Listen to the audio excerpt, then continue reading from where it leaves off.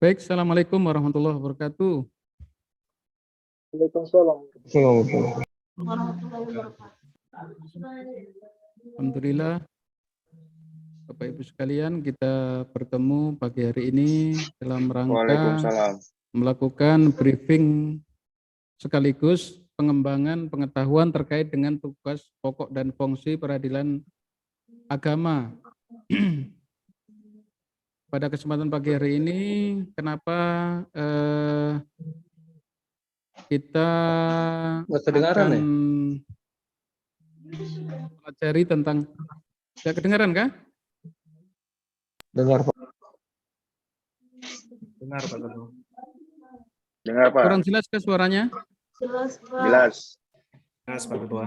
Mempelajari tentang tugas pokok dan fungsi pengadilan. Karena kaitannya dengan pelayanan kita, nanti jangan sampai ada petugas kita yang tidak bisa menjelaskan ataupun misalnya mohon maaf salah dalam menyampaikan penjelasan kepada para pihak berperkara. Hal ini tentu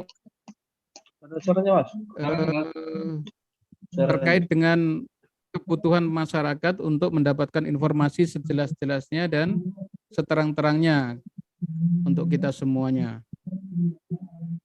Nah,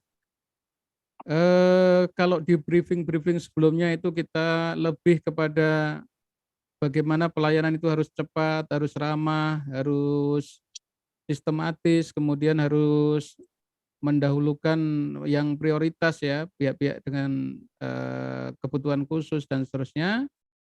Maka briefing hari ini kita lakukan untuk menambah pengetahuan kita terkait dengan kewenangan kita sebagai aparatur peradilan agama, terutama yang di petugas pelayanan.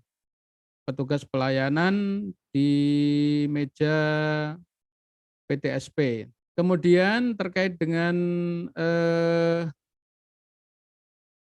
selain kewenangan, tentu ada beberapa layanan-layanan ataupun ada beberapa kompetensi kita yang perlu kita ketahui ya nanti, kompetensi yang akan saya jelaskan nanti. Baik, Bapak Ibu, teman-teman sekalian, di dalam undang-undang kita itu undang-undang peradilan agama itu ada 3, tolong diingat-ingat. Kalau menyangkut dengan kewenangan ataupun eksistensi dari peradilan agama, maka kita mengenal 3 undang-undang, yaitu Undang-Undang Nomor 7 Tahun 1989. Yang kedua Undang-Undang nomor berapa Mbak Amel? Undang-Undang Nomor 50 Tahun 2009. Sebelum itu Mas Galih, sebelum nomor 50 ada Undang-Undang nomor berapa? Undang-Undang nomor 3, Pak. 3 tahun. 2000 berapa? Nomornya sudah betul. Iya, Pak. Tahun 2005, Pak Ketua. 2006 ya. 2006. Ya, jadi Undang-Undang Peradilan Agama itu ada 3. Undang-Undang nomor 7 tahun 1989. Yang kedua Undang-Undang nomor 3 tahun 2006. Dan yang ketiga adalah Undang-Undang nomor 50 tahun 2009. Perbedaannya di mana Pak Sadili? Undang-Undang nomor 3 tahun 2006 dengan undang-undang sebelumnya. Di mana perbedaannya Pak Haji? Undang-Undang nomor 7 tahun 89 dengan Undang-Undang nomor 3 tahun 2006. Kewenangan apa yang ditambah itu? Ekonomi syariah, Pak. Ekonomi syariah. Iya, betul. Betul Pak Haji. Suaranya Pak Haji di sebelah mana ya? Kok ini masih mute tapi ada bunyi ikut sama di sebelahnya kah? Bu Haji kah? Ya, betul itu ya. Undang-Undang Peradilan Agama diubah pertama dengan Undang-Undang nomor 3 tahun 2006 dengan pengembangan pengembangan terkait dengan kewenangan yaitu sengketa ekonomi syariah. Lalu di Undang-Undang nomor 50 tahun 2009 itu ada pengembangan lagi terkait dengan hak-hak hakim ya, hak-hak hakim. Tetapi secara kewenangan itu tetap ya, tetap. Kalau sebelum Undang-Undang nomor 3 tahun 2006 itu peradilan agama mengadili sengketa perkawinan, ya bidang perkawinan. Perkawinan nanti saya tanyakan juga ini ada apa saja di sub-sub apa perkaranya itu. Ada kewarisan, ada zakat, infak, sedekah, kemudian wakaf sudah tadi ya. Zakat, infak, sedekah, wakaf dan wasiat ya. Tetapi dengan adanya Undang-Undang Nomor 3 Tahun 2006 ini bertambah kewenangan itu dengan kewenangan mengadili sengketa ekonomi syariah. Baik, lalu di Undang-Undang Nomor 3 Tahun 2006 juga nanti bisa dilihat pasalnya, pasal 52A terkait dengan Ramadan maupun Syawal ataupun Dzulhijjah itu pengadilan agama juga berwenang untuk mengisbatkan ya, mengisbatkan saksi yang mengaku melihat hilal Ramadan maupun hilal Syawal maupun 1 Dzulhijjah. Nah ini saya perlihatkan aja ya. Apa sudah kelihatan ini? Kelihatan, Pak. Kelihatan ya? Iya, Pak. Kelihatan, Pak. Kelihatan. Kelihatan ya? Kurang besar lagi, boleh? Ini sudah paling besar ini. Iya kan? Sudah. Ya, Jadi Pak. kewenangan kalau ditanya kewenangannya PA itu ada berapa sih? Kewenangannya ada 2 secara garis besar ya, absolut sama relatif. Ya, absolut itu terkait dengan perkara-perkara sengketa yang ada di pengadilan agama dan tidak dimiliki oleh kewenangan peradilan lain. Kalau relatif itu terkait dengan tempat diajukannya perkara itu di mana, tetapi masih dalam satu peradilan, yaitu peradilan agama. Ya, kalau relatif misalnya orang yang memiliki alamat di nanti lihat pasal 66 dengan 73 itu Undang-Undang Nomor 7 Tahun 89 itu kan pasal 66 sama pasal 73 itu nanti bisa dilihat terkait dengan pengajuan perkara itu di mana diajukan. Nah, misalnya istri bisa mengajukan di mana saja dia, karena bunyinya itu di mana tempat tinggal istri ataupun penggugat. Tapi kalau dalam hal istri dia nusus, misalnya dua-duanya dulu di Manokwari, ya kan? Dulu dua-duanya di Manokwari, kemudian istrinya tiba-tiba mengajukan di Sorong. Tiba-tiba istrinya mengajukan di Sorong. Kalau kondisi normal artinya dia tidak nusus, maka bisa diterima di Sorong walaupun suaminya dia ada di Manokwari dan selama ini dia di Manokwari. Tetapi kalau istrinya nanti ketika suaminya itu mengajukan namanya apa, Mas? Mas Ridwan? Mengajukan apa itu? Keberatan kalau diadili di sini itu namanya apa? Bagaimana Pak Ketua? Minta maaf izin. Kalau ada orang yang keberatan perkaranya Kalau ada itu orang di keberatan. Banding. di PA Banding, Pak. tertentu, dia ngajukan apa itu? Tit, banding. Banding. Tit. Eksepsi. Ya, Eksepsi. eksepsi. Oh, bukan, eksepsi. Keberatan atau keberatan lah ya bahasa Indonesianya eksepsi. Eksepsi. Ya. Oh iya, maaf Pak Eksepsi. Ketua. Aduh. Nanti suatu saat siapa tahu Mas Ridwan Bukan nanti banding ke Pak? di ruang sidang begini terus ditanyakan orang keberatan terkait dengan di mana pengadilan diajukan perkaranya. Kalau banding itu perkaranya sudah diputus di tingkat pertama, tidak puas maka banding, Mas. Itu prosedur yang Oh, biasa. Kalau prosedur yang tidak biasa berarti langsung melakukan siap. PK ya, peninjauan kembali. Siap Kalau yang salah Pak prosedur Ketua. biasa Betul. Terima kasih banding, ilmunya. kasasi ya. Jadi begitu ya, kalau ada yang keberatan terkait dengan pengajuan perkaranya terkait dengan wilayah hukum antar PA, berarti itu namanya eksepsi. Misalnya istri tadi mengajukan, kalau normal nggak apa-apa diajukan walaupun selama ini di Manokwari, berarti dia diajukan di Sorong diterima. Karena bunyinya, coba baca Mas Mas Mas Mas Sadili, Pak Sadili, buka pasal 73 ayat 1 Undang-Undang Nomor 7 tahun 89.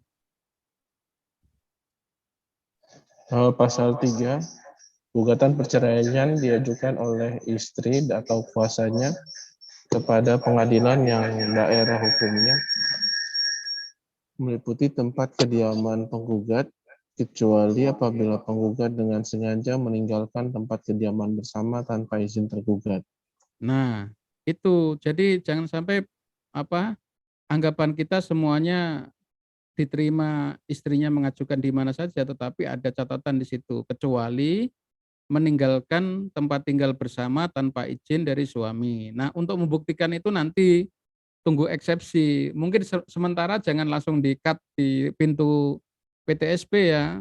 Kalau dia mau mengajukan di sini diterima saja. Nah, nanti ketika dipanggil suaminya, maka suaminya akan mengajukan namanya eksepsi itu. Nah, nanti dibuktikan di dalam eksepsi persidangan secara insidentil apakah betul istrinya itu meninggalkan tanpa izin ataukah memang dia dalam tekanan ataupun ancaman gitu. Nah, ini perlu diketahui oleh meja pendaftaran ataupun meja informasi ya terkait dengan kewenangan ini. Jadi sekali lagi jangan sampai langsung di ini aja ya, tugas meja PTSP itu menerima saja. Sementara penjelasan awal boleh dijelaskan bahwa kalau dulu ketika di sana ibu meninggalkan tempat ataukah diusir ataukah bagaimana gitu kan. Nah, nanti kasih penjelasannya aja, Bu, kalau memang ibu dulu sama-sama di sana tetapi ibu tidak izin, kemudian meninggalkan tanpa tanggung jawab. Nah, itu namanya nusus, artinya tidak bisa diajukan di sini. Tapi kalau ibu mau ajukan di sini ya kami akan terima begitu. Risikonya seperti itu tadi. Sama dengan cerai talak kan? Cerai talak itu pasal 66 Pak Sadili sekalian. Pasal 66. Dibaca Pak. Pasal 66, seorang suami yang beragama Islam yang akan menceraikan istrinya mengajukan permohonan kepada pengadilan untuk mengadakan sidang guna menyaksikan ikrar talak. Permohonan sebagaimana dimaksud dalam ayat 1 diajukan kepada pengadilan yang daerah hukumnya meliputi tempat kediaman termohon, kecuali apabila termohon dengan sengaja meninggalkan tempat kediaman yang ditentukan bersama tanpa izin pemohon. Ya, itu kalau diputusan kan selalu dicantumkan itu kalau cerai talak kan. Jadi pengajuan perkara untuk cerai talak itu di tempat bukan penggugat atau pemohon ya, tetapi termohon, tetap di tempatnya istri. Ya. Nah, sekarang misalnya Mas Galeh, suami istri ini hari-hari di Sorong. Lalu suaminya kerja di Manokwari. Lalu dia mengajukan permohonan di Manokwari. Kira-kira gimana Mas Galeh? Kalau menurut saya Pak Ketua,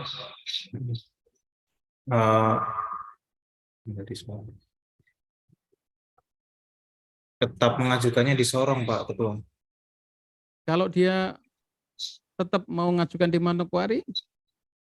Nanti bisa kena itu Pak, kewenangan relatif Pak Ketua. Iya, bisa nggak dia mengajukan di Manokwari? Kalau mengajukan bisa Pak, tapi nanti kemungkinan ada eksepsi itu Pak Ketua. Ya, jadi mau dari mana saja terima saja ya, tapi dikasih penjelasan, Pak nanti Bapak kan hari-hari di Sorong atau katakanlah di Manokwari, dua-duanya lah ya, tinggal supaya kita mengacunya pada pengadilan yang menerima ini. Ketika nanti istri keberatan diadili di Sorong, diadili di Manokwari, maka istri Bapak nanti bisa mengajukan eksepsi dan itu kemungkinan besar akan dikabulkan oleh majelis kecuali kalau istri memang seperti tadi itu meninggalkan tempat dan sebagainya. Nah, itu. Jadi dari pintu pertama PTSP langsung dijelaskan seperti itu kalau misalnya ada cerai talak yang diajukan di PA di mana istrinya itu berbeda tempat dengan PA yang diajukan. Nah, itu ada kemungkinan ada nanti eksepsi. Karena kalau tidak dijelaskan seperti itu nanti dia di persidangan dia protes kenapa dari awal tidak dikasih tahu kalau saya tidak bisa mengajukan di sini. Nah, seperti itu. Nah, ini penting ya. Penting diketahui. Terus yang berikutnya kompetensi absolut PA tadi di perkawinan ya. Kan ada apalagi disebutkan lagi ulang Mas Ridwan. Kompetensi absolut peradilan agama tadi apa saja itu yang disebutkan tadi? Termasuk ditambah ekonomi syariah tadi. Aduh, izin Pak Ketua tidak dengar lagi. Ada bikin. perkawinan, ada kewarisan, ada wakaf, zakat, infak, sedekah, wasiat, hibah, apalagi ya? Ekonomi syariah. Nah, salah satunya yang kalau bulan Ramadan dalam isbat hilal itu, kesaksian hilal itu juga menjadi kewenangan pengadilan agama. Atau ada lagi selain yang saya sebutkan? Ada ya, yaitu jinayah yang ada di Mahkamah Syariah Aceh. Jadi kompetensi absolut dan relatif. Absolut itu terkait dengan pengadilan dari lingkungan peradilan mana yang bisa mengadili. Kalau relatif itu sama-sama PA, sama-sama PN, sama-sama TUN dan sebagainya. Tetapi di mana diajukan di pengadilan agama mana, nah itu namanya kewenangan relatif. Ini ada asas personalitas keislaman. Mas siapa tadi yang belum ya? Mas Ibnu. Dengan adanya Undang-Undang Nomor 3 Tahun 2006 tentang penambahan ekonomi syariah, yang berperkara di pengadilan agama itu hanya orang Islam saja kah atau orang lain bisa dari agama lain? Yang pastinya Pak, kalau menurut kan pengadilan agama, jadi otomatis terkhusus untuk personalitas keislaman, jadi agama Islam saja Pak. Agama Islam saja. Gimana Pak Haji? Setuju kah Pak Haji? Nanti Pak Haji kalau pas manggil tiba-tiba ada orang bertanya kan? Islam saja, Pak. Oh ya. Ya.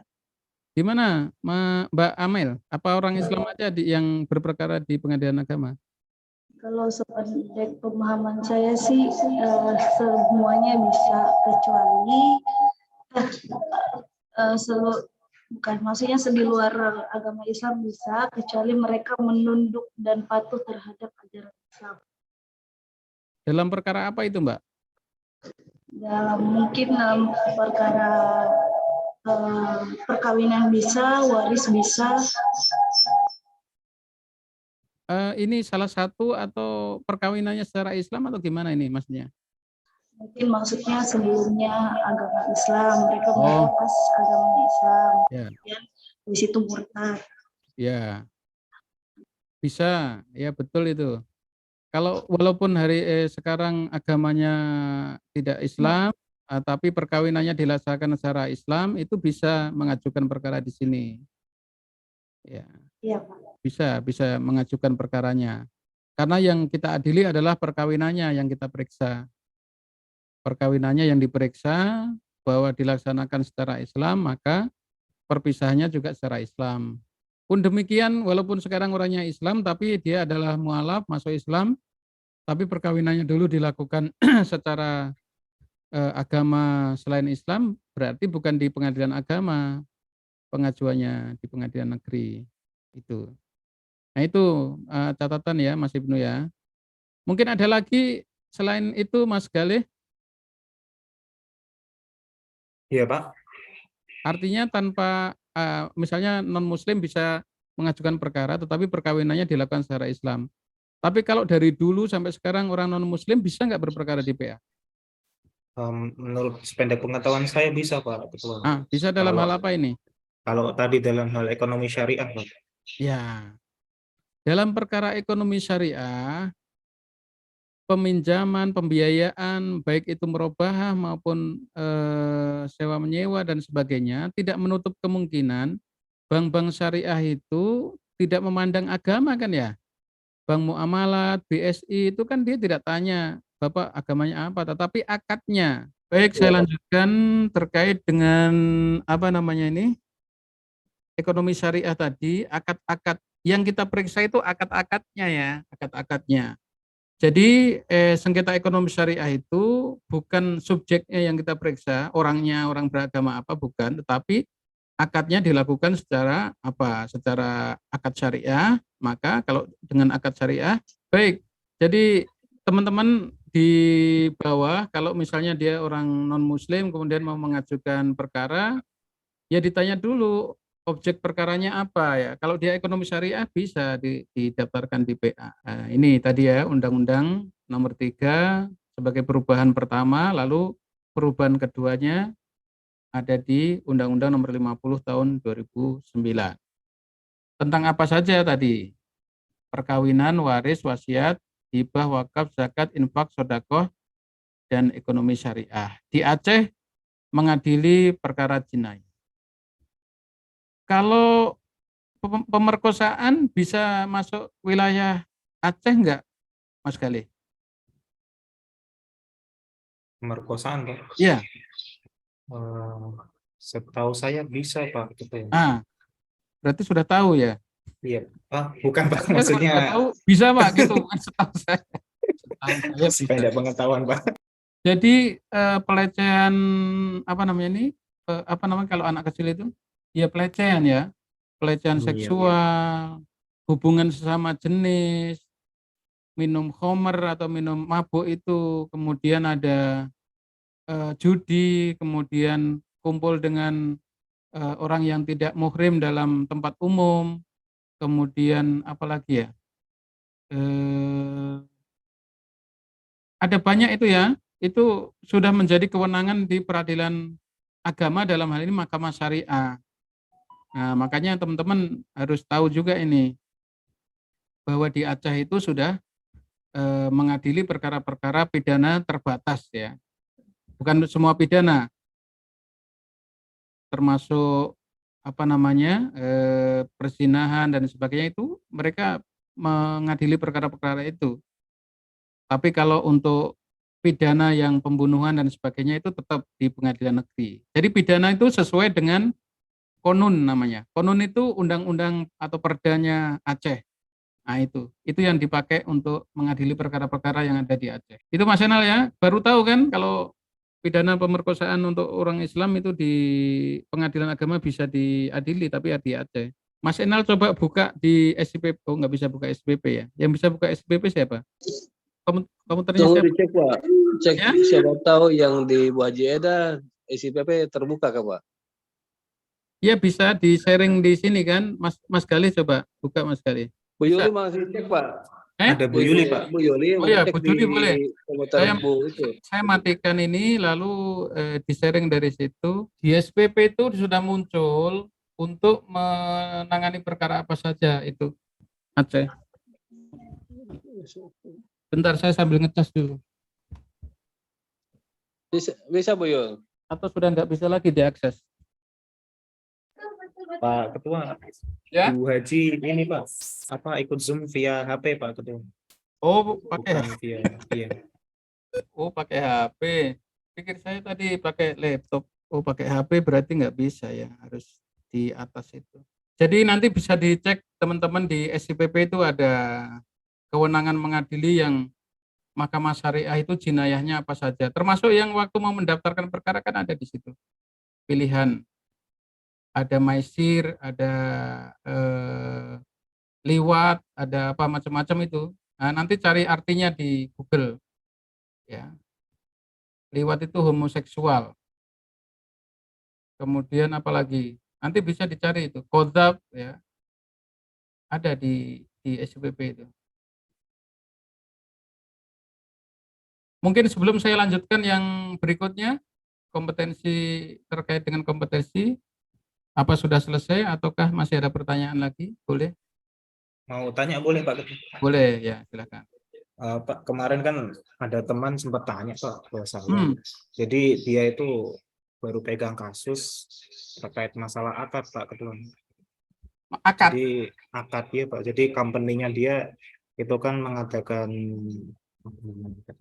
perjanjian dengan ini Pak, dengan rumah sakit itu terkait dengan apa outsourcing gitu Pak Ketua, outsourcing terkait Oh iya, hak-hak iya. untuk apa BPJS gitu Pak Ketua.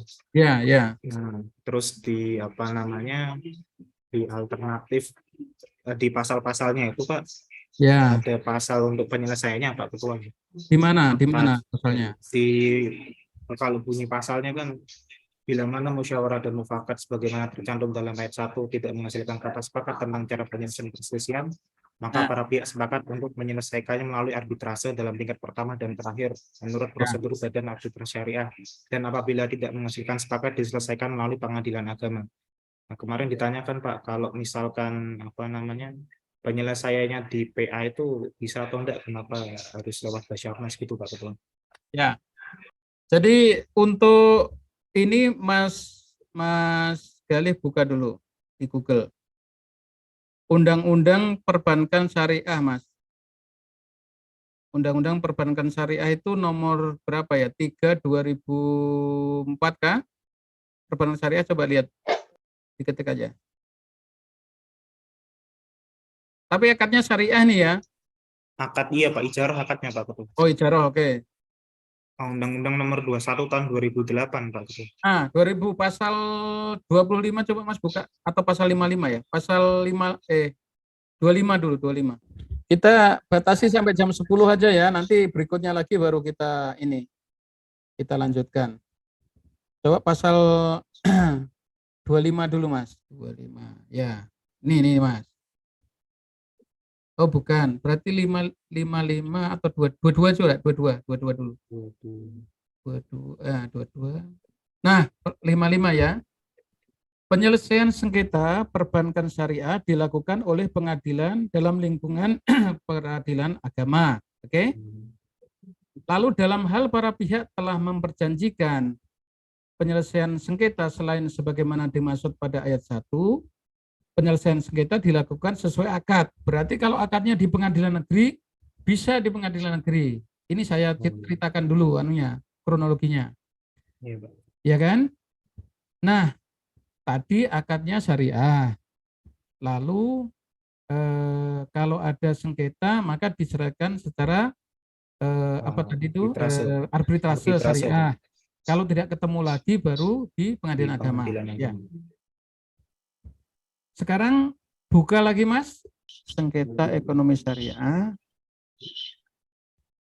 putusan ekonomi syariah berdasarkan putusan MK. Nah ini 2093 2000 ini Mas. 2012 Pak. Ya. Ketikkan di atas Mas. Sebelum ini ya terus. Itu namanya dissenting opinion, ada pendapat yang berbeda antara hakim.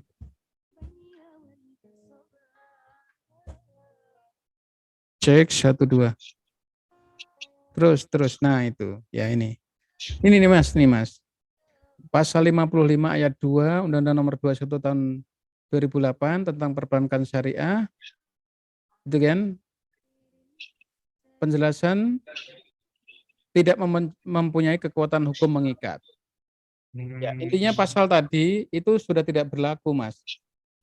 Jadi gini, undang-undang tadi pasal, nah ini sudah tidak berlaku lagi. Oh. Jadi, bentar Mas, bentar. Oh, ini Mas yang ayat 2. Ayat 2 yang ayat dalam hal para pihak memperjanjikan penyelesaian sengketa selain sebagaimana dimaksud pada ayat 1, penyelesaian sengketa dilakukan sesuai dengan akad. Iya, Pak. Setelah adanya putusan ini, maka tidak ada namanya choice of forum, Mas. Jadi setelah adanya undang-undang ini, itu ada choice of forum. Choice of forum itu maksudnya pihak-pihak itu bisa mengikatkan mau diadili di PA atau di BN, terserah mereka. Namanya itu choice of forum. Tetapi setelah adanya putusan tadi, maka diputuskan bahwa untuk sengketa ekonomi syariah itu hanya bisa diadili di pengadilan agama. Jadi sejak adanya putusan MK tersebut tidak ada lagi pilihan, Mas. Nah, sekarang ke pertanyaannya Mas Galih. Dalam menyelesaikan ini ada background musik nggak mengganggu ya? Tidak, Pak. Dalam menyelesaikan sengketa tadi, kita harus tahu juga bahwa penyelesaian sengketa itu ada dua juga ya. Ada dua, yaitu litigasi dan non-litigasi. Litigasi. Kalau litigasi itu ya langsung ke pengadilan dia, mau ke pengadilan agama atau pengadilan negeri. Tetapi kalau non-litigasi itu melalui lembaga-lembaga arbitrase, ya kan? Lembaga-lembaga lain yang sifatnya itu di luar pengadilan. Nah, untuk pertanyaannya Mas Galih, karena di situ kalau ada masalah maka diadili melalui arbitrase, maka diselesaikan di arbitrase dulu, jangan langsung ke PA. Karena kalau langsung PA, berarti PA tidak berwenang, karena perjanjiannya yang pertama adalah arbitrase. Kalau di arbitrase tidak menemui titik temu, baru ke pengadilan agama, Mas. Oh iya Pak Ketua. Gitu, ya. Berarti arbitrase dulu yang diutamakan. Arbitrase dulu, non litigasi dulu karena sudah dimasukkan. Kecuali kalau bunyinya itu ketika ada sengketa maka langsung di pengadilan agama. Sudah, iya, itu Pak. berarti langsung ke PA. Iya Pak Ketua. Ya. Oke Pak, makasih Pak Ketua. Ya. Jadi penjelasannya begitu yang lengkap tadi Mas ya. Ya, siap Pak Ketua. Terus yang lain mungkin ada ini pertanyaan lagi. Izin Pak, Ya. mau nanya Pak terkait masalah perkara khususnya perwalian ini Pak.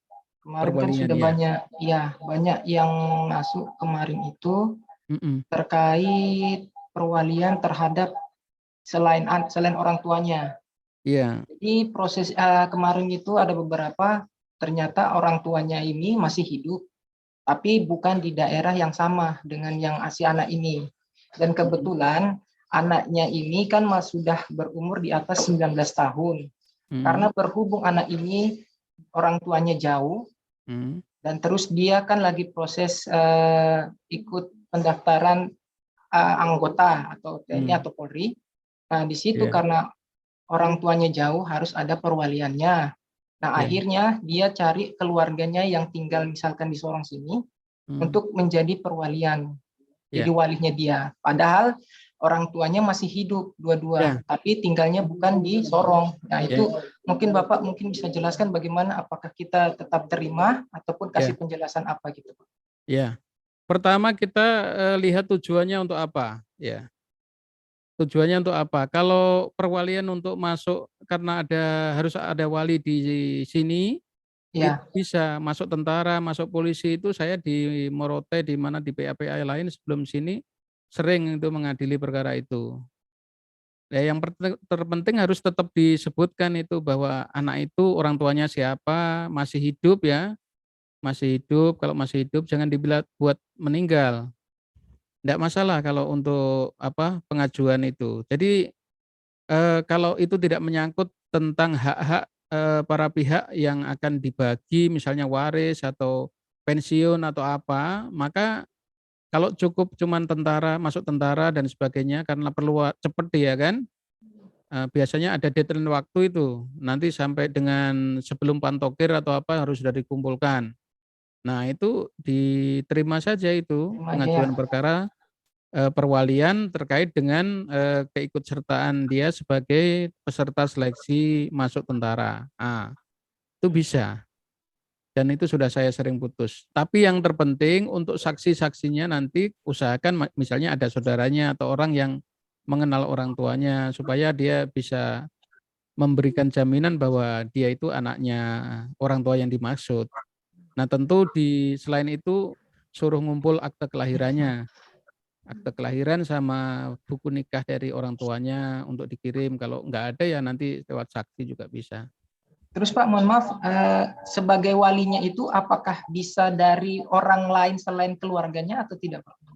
Bisa dari orang lain, nggak apa-apa. Yang penting dia bertanggung jawab untuk, misalnya kan gini, orang sini bilang Bapak Piara toh, Ya. Bapak piara atau Mama piara dan seterusnya. Yang ngajukan ya itu, orang itu yang ngajukan, bukan anaknya langsung.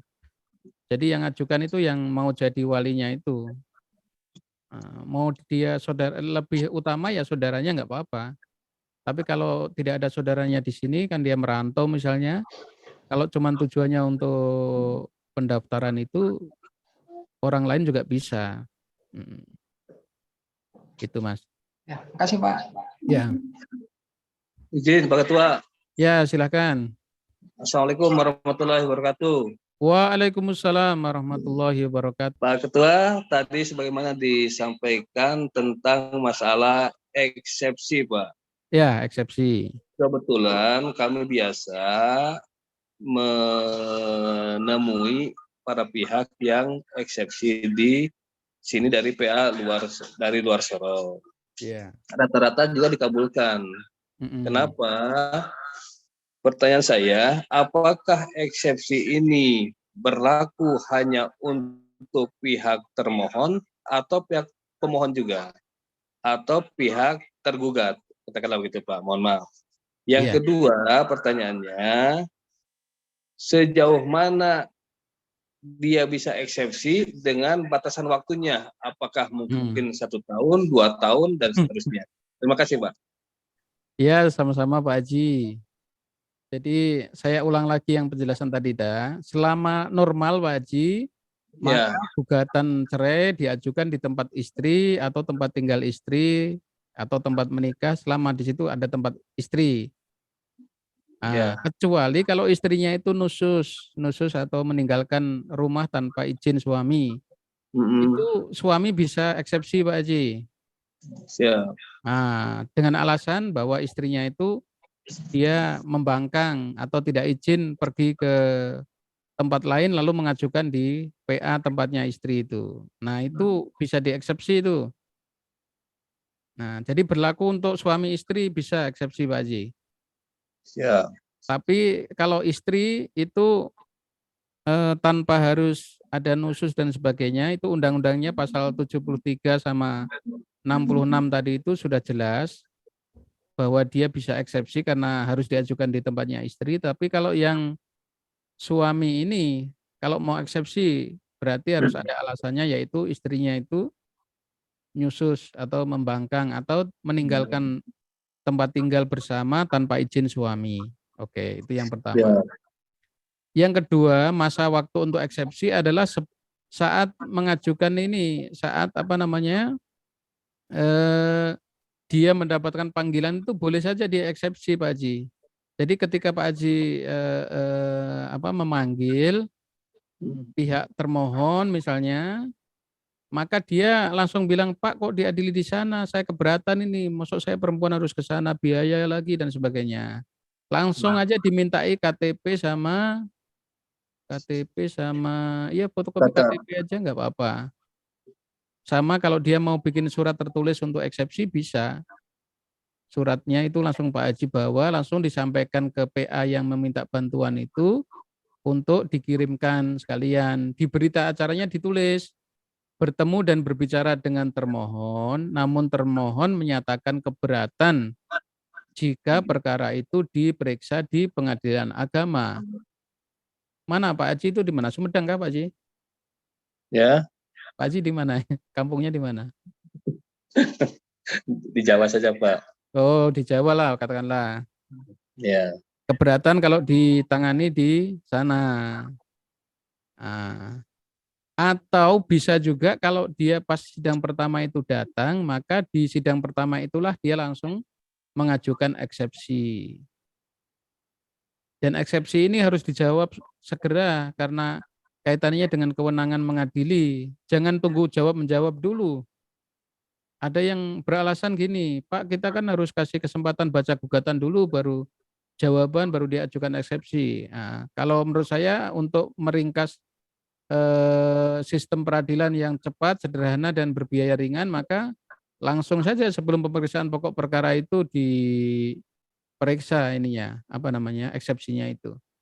Untuk dijawab bisa diadili di sini apa tidak. Baik, ini sudah jam 10, jadi kita cukupkan dulu aja. Nanti bertahap kita permasalahan-permasalahan yang ada di meja PTSP dan sebagainya untuk menambah wawasan-wawasan kita semua supaya ketika ada pertanyaan ataupun kesulitan dari para pihak itu kita bisa menjawab ya. Baik. Saya minta pertanyaan terakhir, Pak. Lagi?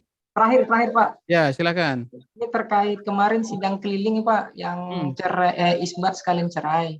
Isbat Ini cerai. kan sudah BHT, kemudian mau Ya. dicetak akte cerainya. Nah, dalam belangko akte cerai itu kan dia berisikan tentang tanggal kutipan akte nikah sama nomornya. Sedangkan kalau isbat nikah ini kan tidak ada nih. Apakah dikasih di akte cerainya ditulis? Ya. Yang kemarin saya minta tanya Mas Gali punya Katanya, teman. isbatnya kan tanggal berapa kan? Diisbatkan Ya. tanggal berapa bersamaan dengan waktu sidang itu. Kan di dalam putusan itu kan ada itu, di dalam putusan cerainya itu pertama sebelum menceraikan kan isbatnya dulu yang diperiksa kan? Ya. Menyatakan perkawinan penggugat dengan tergugat adalah sah sehingga kedua belah pihak memiliki legal standing dalam pengajuan perkara. Jadi tanggal putusan penetapan itu Pak ya yang Ya, dimaksudkan. tapi ditulis penetapan tanggalnya isbat, putusan. ya isbat nikah gitu. Sudah nanti saya langsung dengan Bapak. Ya boleh, nanti tak coret-coret dicetak dulu baru nanti redaksinya seperti apa gitu. Ya Pak, kasih Pak. Oke, saya kira itu Bapak Ibu sekalian, terima kasih atas kehadirannya dan saya kira ini nanti bisa kita lanjutkan untuk membahas beberapa hal ya, terutama terkait dengan tugas pokok dan fungsi kita selaku aparatur peradilan,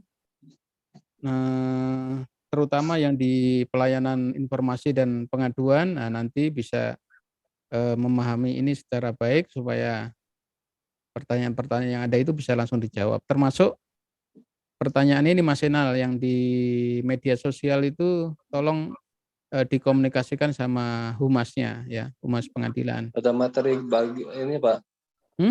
Ada macam agendanya. Apa itu? Untuk materinya. Kenapa Pak Ji? Mau dibagi? Misalnya setiap hari apa dengan dengan kegiatan apa namanya materi apa kan Pak? Oh iya. Seandainya ada. Bisa juga nanti kan bukan saya aja yang menyampaikan, nanti Pak Panitra terkait dengan gugatan seperti apa kita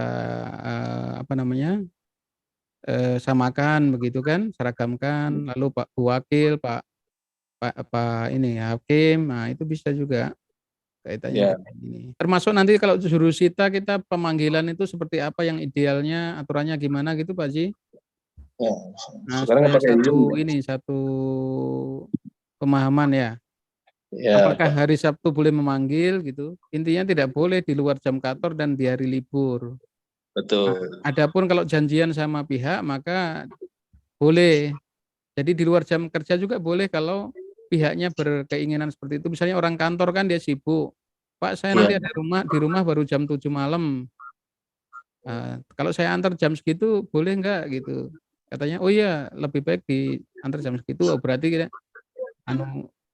kondisinya kan lain itu. Yang penting bukan kita yang nganter jam malam-malam karena mau ngejar hari itu ya. Ya. Oke. Baik, terima kasih Bapak Ibu sekalian. Nanti kita ketemu lagi, akan diatur jadwalnya untuk pertemuan yang berikutnya, membahas masalah-masalah teknis yang sering kita temui ya, termasuk masalah pelayanan ini terutama. Nanti ada perwalian, ada pengangkatan anak, ada tadi kan bunyinya cuma perkawinan ya, kewenangan kita. Padahal di situ ada banyak, itu ada izin poligami, ada cerai gugat, cerai talak, pembatalan nikah, isbat nikah, dispensasi nikah, kemudian harta bersama, kemudian ada apa lagi itu? Ada banyak itu, sekitar 10 itu. Yang perkawinan itu banyak sekali itu. Terima kasih, mudah-mudahan sehat selalu, semangat selalu, dan kita bertemu di pertemuan yang akan datang. Assalamualaikum warahmatullahi wabarakatuh. Waalaikumsalam. Terima kasih Bapak. Terima kasih, Bapak. Saya pamit keluar ya. Assalamualaikum.